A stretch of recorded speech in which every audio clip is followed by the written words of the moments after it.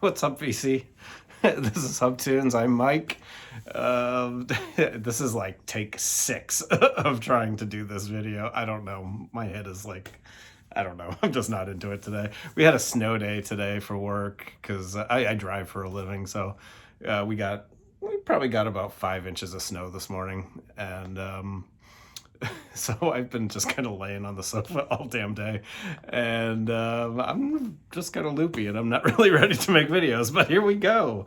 This is going to be a vinyl finds for January. I know I'm a little bit late, but oh well.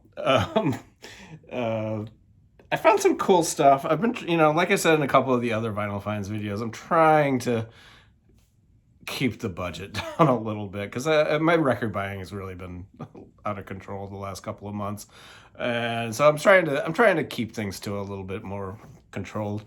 But I've decided there's no way around. I'm going to go to a record store every Friday, so I've been trying to just stay off of like eBay and Discogs, and it's been working so far. I don't think I bought anything on eBay the entire month of January, which is really unusual. I did buy one thing on Discogs, but it was a grail, so that's acceptable. See how I'm making up these rules as I go along. Anyway, so I got a few things to show you that I got in January. Not too much. A lot of jazz guitarists. So if you like jazz guitarists, I got about 6 or 7 records here that are absolutely wonderful. So stick around for those. I'll do those in the end. First up was got this last Friday.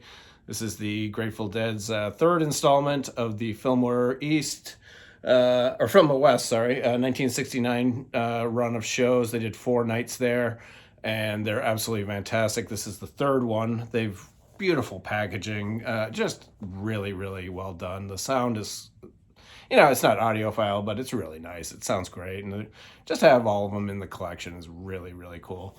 And this is, basically early Grateful Dead, 1969.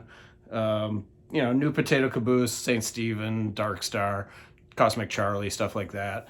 Really, really good renditions, super early. Excellent stuff. If you guys don't have these, grab them now because the price on the first 2, some of them are up to like $200. It's a 3 record set, I believe, and worth having, absolutely worth having. I think they made 9,000 of each one, and they are not going to repress these, so get them now. Next up is one of my favorite albums of all time, and I never had it on vinyl. So I saw this in a store and I was like, I absolutely have to have it. This is Smog.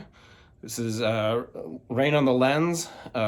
Smog is moniker band for Bill Callahan, who is the lead singer. It's basically him in this, and it is, I love this record. It's spooky, it's dark, it's kind of dirgy, melodic. It's absolutely wonderful. His voice is spectacular. Just that deep, dark vocal.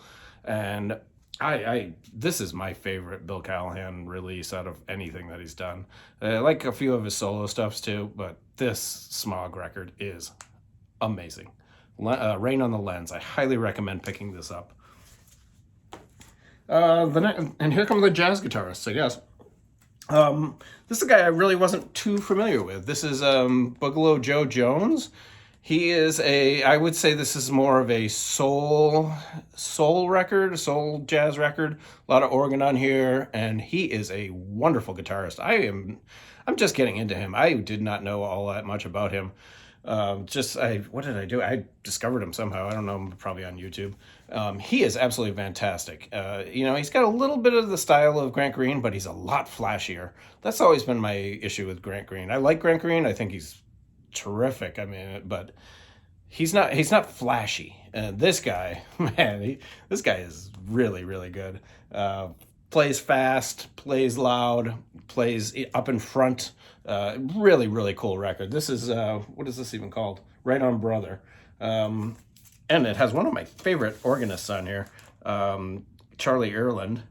It's also got Rusty Bryant on tenor sax and alto sax, Jimmy Lewis on Fender bass, and Bernard Purdie on drums.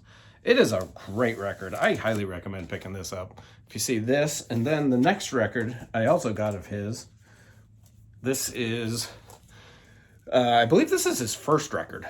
Introducing the psychedelic soul jazz guitar of Joe Jones. So this is before he was Boogaloo, I guess.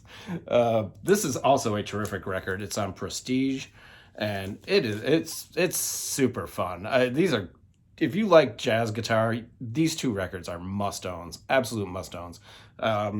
I think I probably like this one a little better, but this is also right up there. Really, really good stuff. And I think this is an OG. It's a great record. Highly recommend both of those if you are a jazz guitar fan. Absolutely must-owns. This is an interesting record. I don't know if this is going to be one that I play all the time, but this is Sandy Bowl. This is from 1969. No Deposit, No Return Blues, the Electric Blend. Really interesting record. It's kind of, he plays all kinds of guitars on here, all kinds of instruments. Interesting stuff. Very acousticy, folky, psychedelic. 1969, you know, just really out there stuff, but really talented guitarist. I was very interested in him when I first heard this record.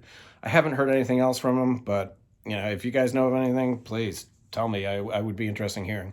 Like I said, probably not for everybody. Probably not going to, you know, spin this every night of the week. It's not a beer drinking record. I would much rather go with somebody like Boogaloo Joe Jones if I'm going to be hanging out at home having a couple of beers. But this is an interesting record. Really, really cool.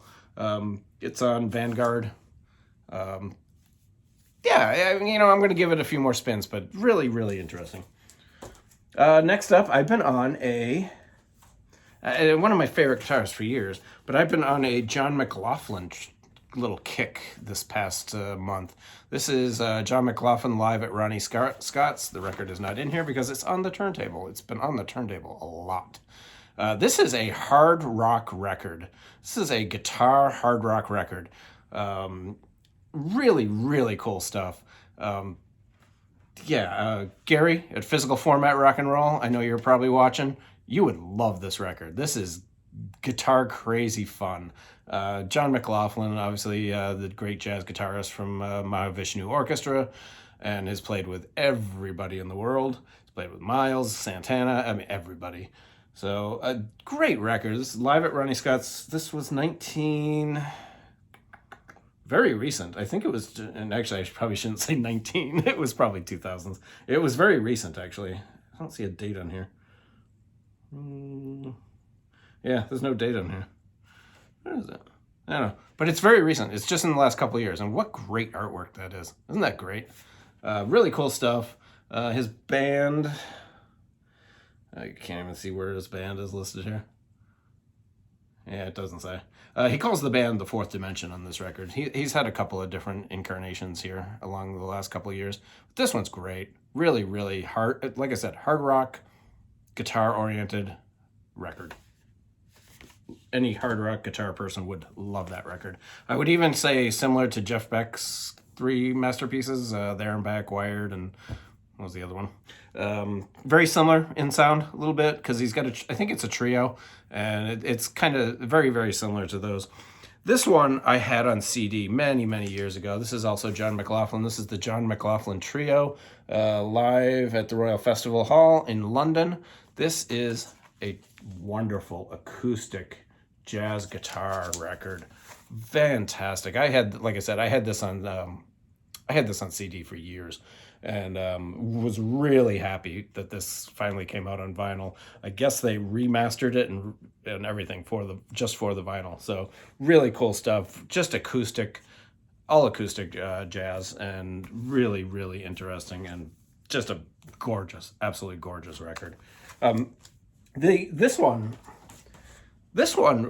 is actually all Mahavishnu Orchestra songs. I probably should have mentioned that.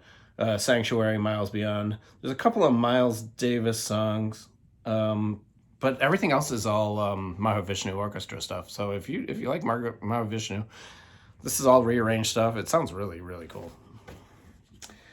Next up, I got the Destination Out, Jackie McLean.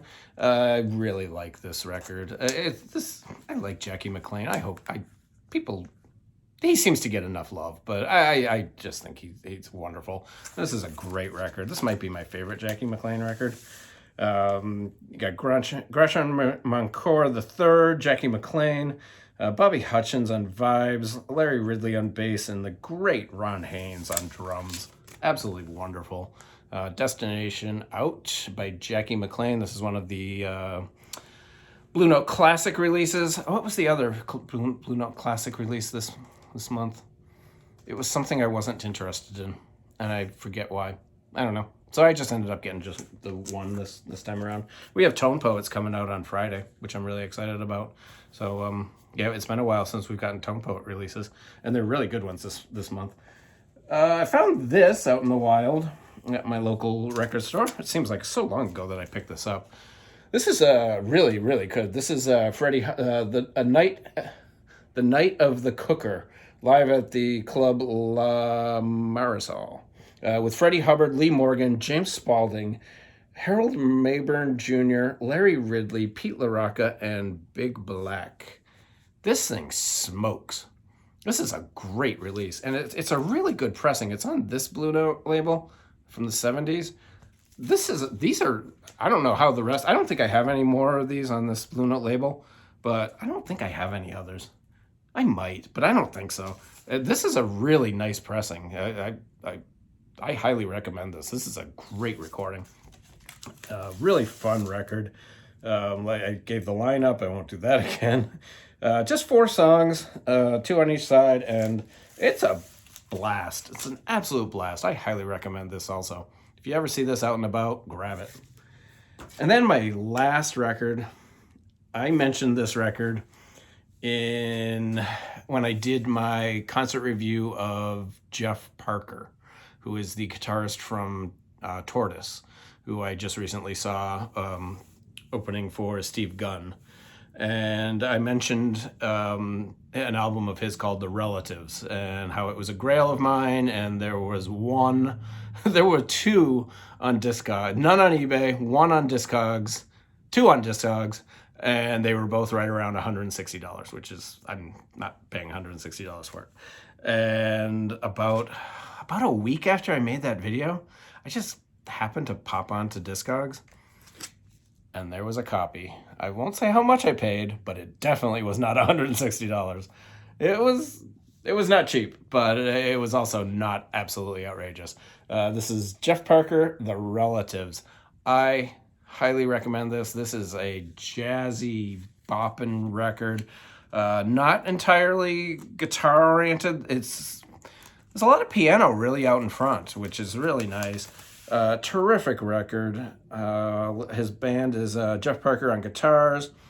Okay. Every time, right? Jeff Parker on guitars. Sam Barshinet on Fender Rhodes and Wurlitzer electric pianos. He is terrific. Absolutely terrific. Chris Lopez on bass and Chad Taylor on drums. I think I've seen Chad Taylor live before. In fact, I don't know where, but his name sounds really familiar. I'm pretty sure I've seen Chad Taylor live before. But this is a wonderful record. A newer record. I think it came out, oh gosh, it's probably been a while now. 2005, this came out. Absolutely wonderful guitar-oriented record. Really out there with that electric piano. Fun, bopping record. Highly, highly recommend this. This is kind of a mini grail for me. I am super excited to have this in the collection, and been playing it like crazy. It sounds absolutely wonderful. So if you like jazz guitar, interesting jazz guitar, stuff that, is a little more modern, check out Jeff Parker. Check out Tortoise. Tortoise is kind of a jazz rock band. They're from Chicago. I don't think they're together anymore. They haven't made any music for a while. He's been really concentrating on his solo career. But yeah, Jeff Parker, The Relatives. This is my favorite Jeff Parker record.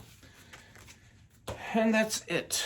That's not bad, right? See, I'm sticking to budget. That's a whole month of records. You know, 6 months ago, I would have had a stack of 20 records here to show you guys, and this video would have gone 45 minutes. But yeah, that's it. Cool stuff. So you guys stay well, stay safe, everyone. Have a great month. Well, I'm probably gonna make a video in like 2 days. See you later.